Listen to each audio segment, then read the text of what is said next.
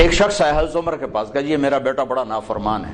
تو عمر رضی اللہ تعالیٰ نے اٹھایا کوڑا مارنے کے لیے. انہوں نے کہا جی میری بات سن. کیا کہا؟ ماں پیو کا بھی بڑا حق ہے، پر کوئی اولاد کا بھی حق ہے. آپ نے کہا ہاں. تو ذرا بتا دیں.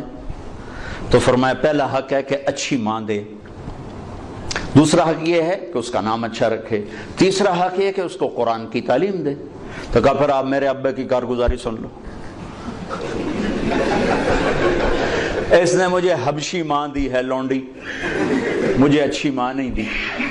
پھر اس نے میرا نام رکھا ہے جولان، جولان کہتے ہیں گندگی کے کیڑے کو.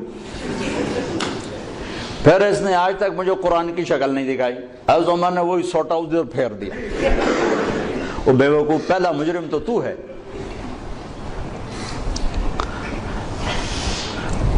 وہ تو ایک پتھر ہے، اس کو تراش خراش کی ضرورت ہے. نہ تراشیدہ وہ پتھر ہے. تو پہلی گود ماں باپ ہیں. اب ماں باپ اتنا وقت نکالیں کہ بچوں کے ساتھ کانفرنس ہو، بیٹھنا ہو. اس کو کاروبار سے فرصت نہیں، وہ تھک تھکا کے آتا ہے، وہ کیسے کاؤنسلنگ کرے بیوی کے ساتھ، بچوں کے ساتھ. اور ذہن سازی سب سے پہلا کام ماں باپ کا ہے، استاد کا نہیں. استاد تو بعد میں آتا ہے. پہلا درس ماں باپ کا ہے. اگر انہوں نے اس کو ٹائم نہیں دیا تو یہ جنگل کا ایک درخت بن جائے گا، اور اگر اسے ٹائم دیا تو باغ کا پودا بنے گا جس کی تراش خراش. اور زندگی بھر دھکے کھائے ہیں، سیرت کو پڑھ کے اور تجربوں سے دیکھا ہے. نصیحت تھوڑی ہو، محبت زیادہ ہو. ماں باپ پر نصیحت غالب ہوتی ہے، وہ پھر وہ اوور ڈوز ہو جاتا ہے کام.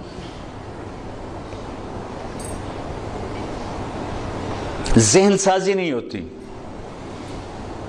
اور ذہن سازی دنیا کا مشکل ترین کام ہے جس کے اللہ نے نبیوں کو بھیجا.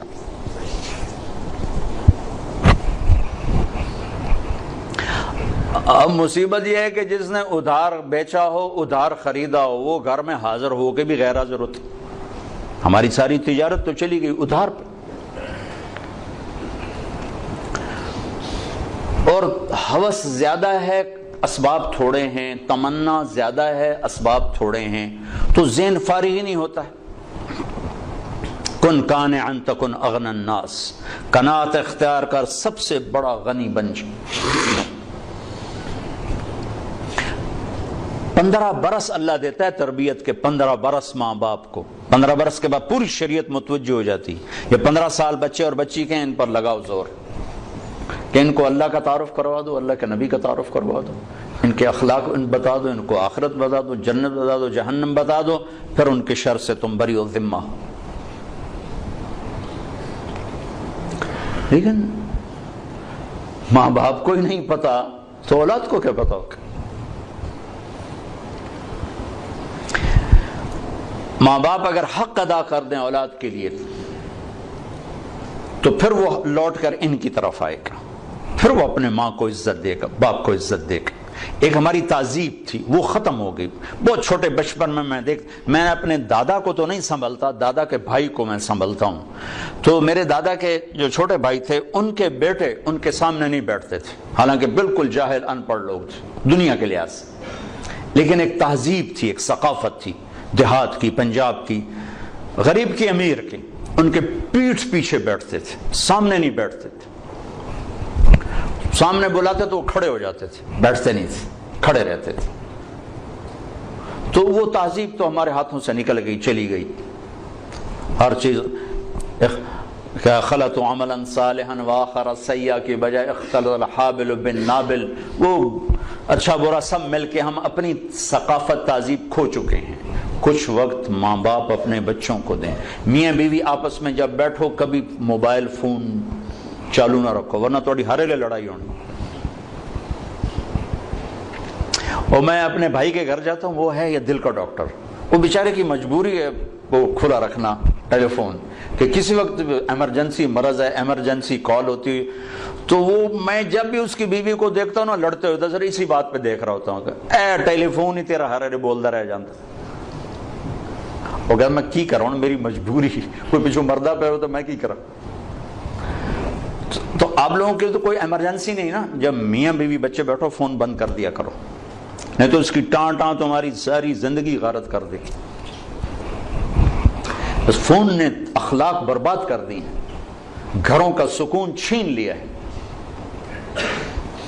ان لنفسک علیک حقا وان لزوجک علیک حقا، تیری بیوی کا تیرے اوپر حق ہے، تیری ذات کا تیرے اوپر حق۔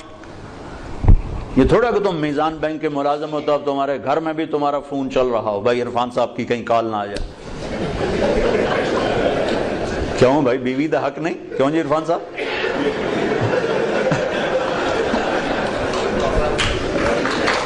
ہوئے ہوئے ہوئے ہوئے بڑے خوش ہوئے۔ بند کرو فون جب بچوں کے پاس بیٹھو۔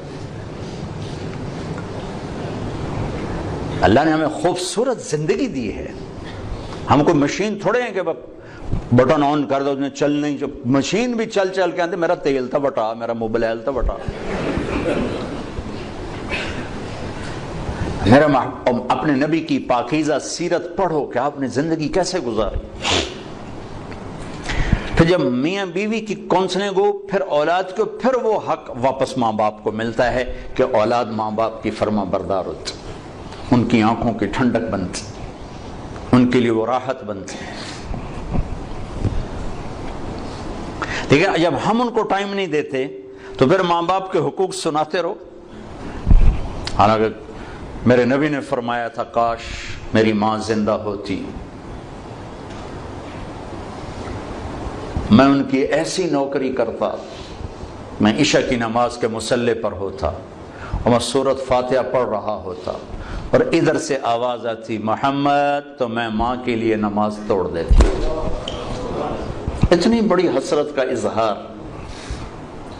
اور مائیں ذلیل ہو رہی۔ کون سا گھر ہے جہاں ماں ذلیل نہیں ہوتی؟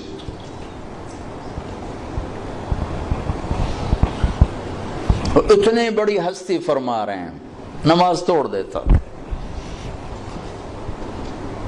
آخری حج میں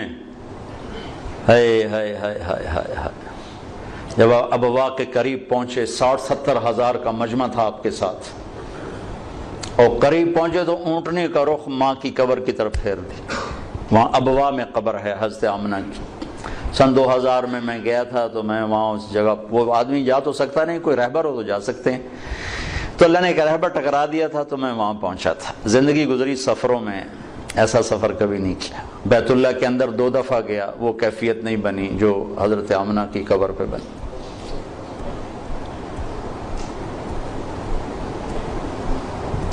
مجھے وہ چھوٹا سا محمد نظر آنے لگا، جو ماں کی عمر کیا تھی؟ 25 سال۔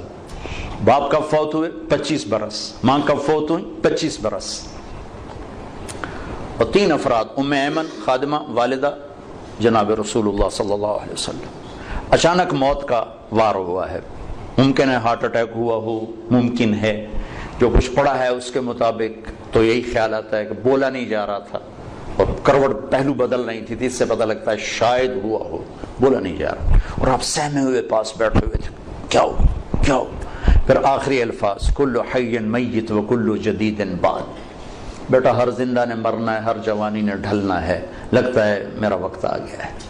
وقد ولدت طہرا، میں نے ایک پاکیزہ ہستی کو جنم دیا ہے۔ شمع بجھ گئی، پھر آپ سینے پہ سر رکھ کے روئے ہیں، کوئی آنسو پوچھنے والا بھی نہیں تھا۔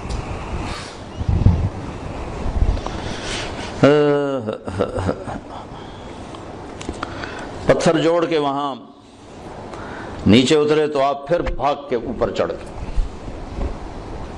پہاڑ ہے اتنا اونچا، اس سے تھوڑا سا اونچا ہے، پھر اوپر چڑھ گئے۔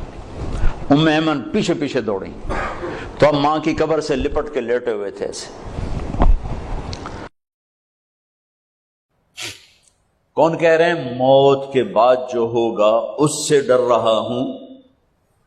کہ آپ مسجد میں انٹر ہوئے، مسجد میں ایسے لوگ تھے، ادھر ابو بکر تھے اور ادھر عمر تھے، ہاتھ دیو، آپ نے یوں ہاتھ پکڑ لیا، دونوں کے ایسے ہاتھ پکڑ لیے، ادھر ابو بکر ادھر عمر،